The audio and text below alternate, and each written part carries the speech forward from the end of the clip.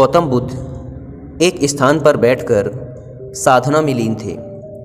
कुछ देर के पश्चात उन्होंने अपनी आंखें खोली तो अपने प्रिय शिष्यों को अपने सामने पाया। सभी शिष्य गौतम बुद्ध से कुछ जानने के लिए आतुर थे। एक शिष्य ने आगे बढ़कर कहा, भंते, हम जानना चाहते हैं कि उपदेशों का वास्तविक मूल्य क्या होता है। शिष्यों को संबोधित करते हुए गौतम बुद्ध बोले, यह आवश्यक नहीं कि कोई भी साधु संत पूर्ण व्याख्या करके ही उपदेश दे, बल्कि वह किसी भी कार्य अथवा इशारे मात्र से भी उपदेश का महत्व समझा सकता है। इसी विषय में मैं तुम्हें एक कहानी सुनाता हूँ, ध्यान से सुनो। किसी नगर में एक सेठ रहता था। उसके पास अपार धन संपदा थी। उसका व्यापार दूर दूर तक फैला हुआ था। एक दिन एक साधु उसके दरवाजे पर भिक्षा मांगने के लिए आया। सेठ ने उसे भिक्षा दे दी।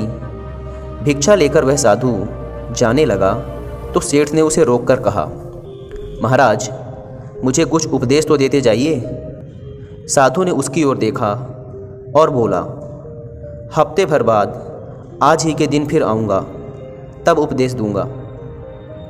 अपने वादे के अनुसार अगले हफ्ते साधु फिर आया। सेठ तो उसकी राह ही देख रहा था। उसने उसे देने के लिए तरह तरह के पकवान तैयार करवा रखे थे।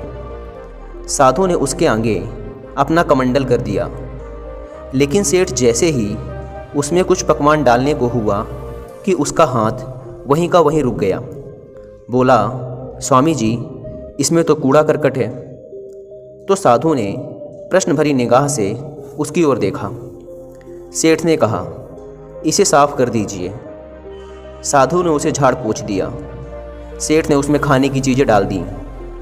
भिक्षा लेकर साधु जाने लगा तो सेठ ने कहा, महाराज, आप तो जा रहे हैं, क्या भूल गए कि आज आपने मुझे उपदेश देने का वचन दिया था। साधु बोला, अरे, क्या तुम्हें उपदेश नहीं मिला? तो सुनो, मेरे कमंडल में जब गंदगी थी तो तुमने उसमें खाने की चीज़ें नहीं डाली, उसे साफ करा दिया। इसी तरह तुम्हारे अंदर काम, क्रोध, लोभ, मोह आदि ना जानी कितनी बुराइयां भरी पड़ी हैं। पहले उन्हें साफ करो, तब कुछ पा सकोगे। तब सेठ को साधु के उपदेशों का मोल समझ में आया और उसने उसको अपने जीवन में ढालने का निश्चय कर लिया।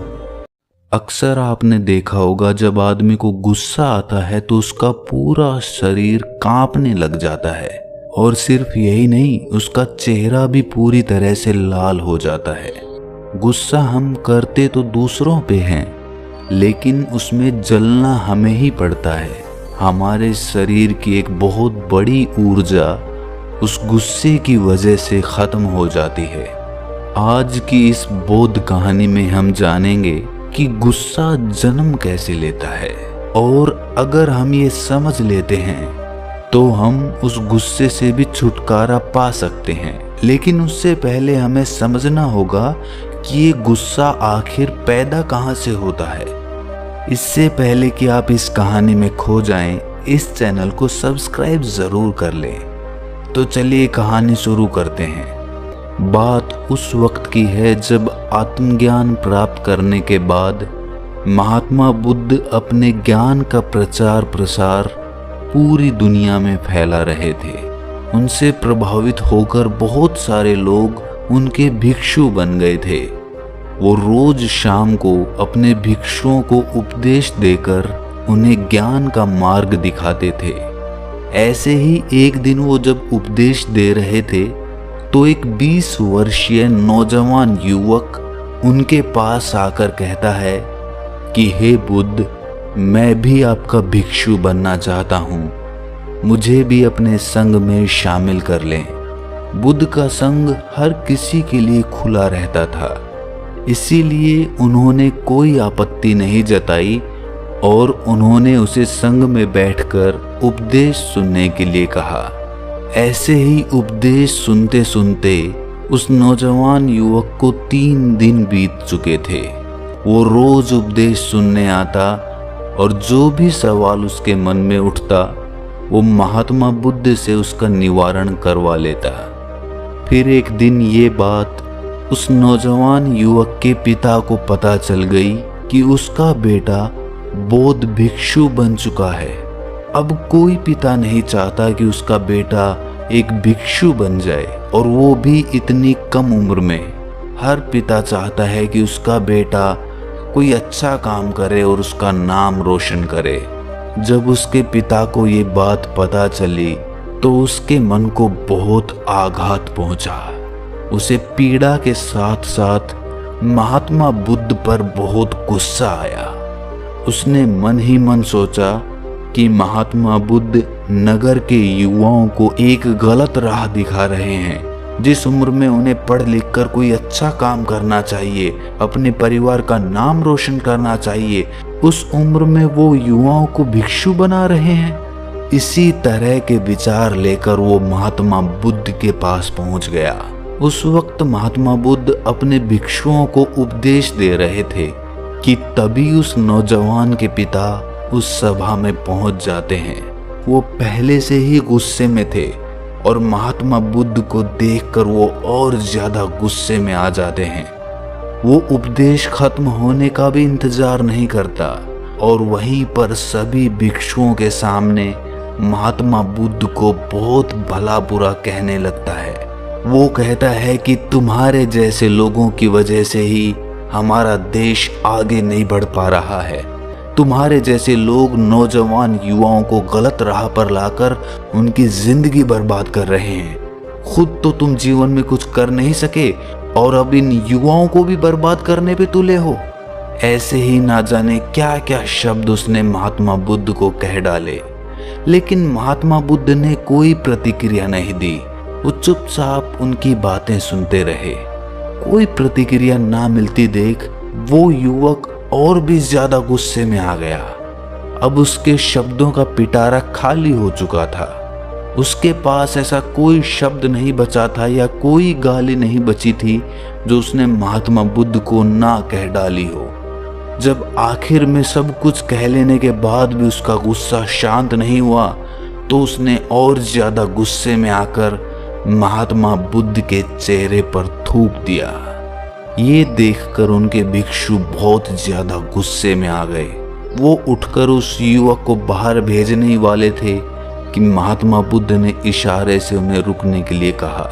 इतनी गालियां देने के बाद और महात्मा बुद्ध के चेहरे पे थूकने के बाद उस आदमी का गुस्सा थोड़ा शांत हुआ और वो वहां से अपने बेटे को लेकर चला गया।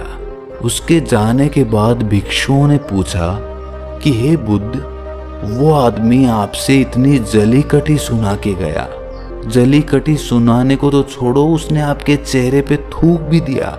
ये देखकर जब हमारा मन इतना गुस्से से भर गया तो आप इतने शांत कैसे रह सके? आपने उसको कोई जवाब क्यों नहीं दिया? इस पर महात्मा बुद्ध कहते हैं कि मुझे उस आदमी पर गुस्सा नहीं आया, मुझे उस पर दया आ रही थी। ये सुनकर सभी भिक्षु आश्चर्यचकित हो गए। उन्होंने पूछा कि इसमें दया की क्या बात थी बुद्ध? तब बुद्ध कहते हैं कि जब आदमी के पास अपने गुस्से को जाहिर करने के लिए कोई शब्द नहीं बचते हैं तो वो अपना गुस्सा किसी क्रिया के माध्यम से व्यक्त करता है। वो आदमी मुझे सब कुछ कह चुका था, लेकिन जब उसके शब्द खत्म हो गए और उसका पूरा गुस्सा बाहर नहीं निकल कर आया तो आखिर में उसने मेरे चेहरे पे थूक कर अपना गुस्सा बाहर निकाल दिया। उस आदमी का गुस्सा इस थूकने की क्रिया से ही खत्म हो सकता था। शब्दों के माध्यम से उसका गुस्सा कभी पूरी तरह से खत्म नहीं होता, क्योंकि शब्दों की अपनी कुछ खामियां होती हैं। शब्द पूर्ण रूप से आदमी के भाव उजागर नहीं कर सकते, लेकिन कोई क्रिया करने से उस आदमी के भाव पूरी तरह से उजागर हो जाते हैं। और वही उस आदमी ने किया। उसने थूकने की क्रिया करके अपना गुस्से का भाव पूरी तरह से उजागर कर दिया और इसके बाद उसका मन भी शांत हो गया। तभी एक भिक्षु ने पूछा, लेकिन हे बुद्ध, इसमें आपको उस आदमी पे दया कैसे आई? तो बुद्ध कहते हैं कि मेरे मन में ये भाव उठ रहा था कि देखो ये आदमी अंदर से कितना गुस्से में है, बेचारा अंदर से गुस्से ने कितना जकड़ रखा है। और मैं यही चाह रहा था कि किसी तरह इसका पूरा गुस्से का भाव अंदर से निकल जाए। ये सुनने के बाद बौद्ध भिक्षु कहता है कि हे बुद्ध, मैं आपकी बात पूरी तरह से समझ नहीं पाया। इस पर बुद्ध कहते हैं कि तुम जल्द ही समझ जाओगे।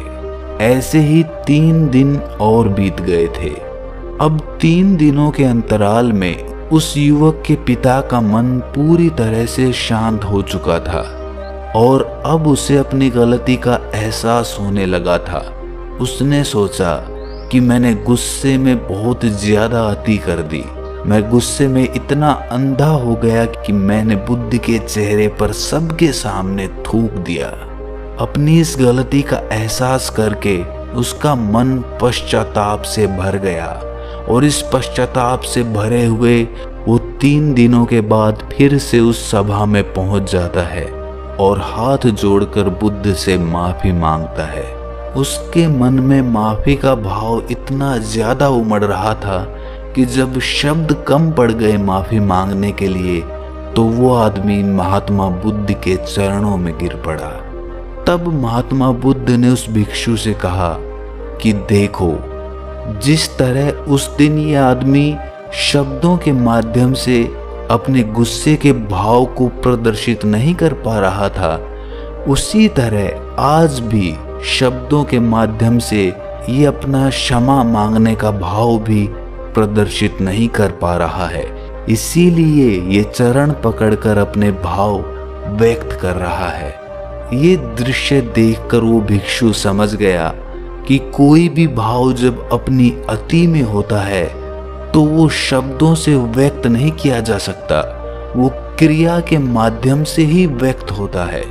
इसीलिए श्रोताओं, अगर कोई आदमी बहुत ज्यादा गुस्से में हो और गुस्से में वो किसी को चोट पहुंचा दे तो ये समझ लेना आवश्यक होता है कि ये गुस्से का भाव शब्दों के माध्यम से व्यक्त नहीं हो सकता था।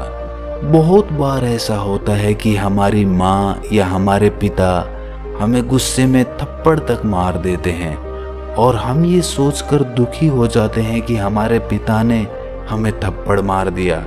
लेकिन सोचने की बात यह है कि उनका जो भाव था वो और किसी तरह से व्यक्त ही नहीं हो सकता था। अगर एक भी श्रोता हमारी इस कहानी के मर्म को समझ लेता है तो ये कहानी सुनाने का हमारा मकसद पूरा हो जाएगा। अगर ये कहानी अच्छी लगी तो इस चैनल को सब्सक्राइब जरूर कर लें। तो मिलते हैं अगली किसी कहानी में, तब तक के लिए अपना ख्याल रखें।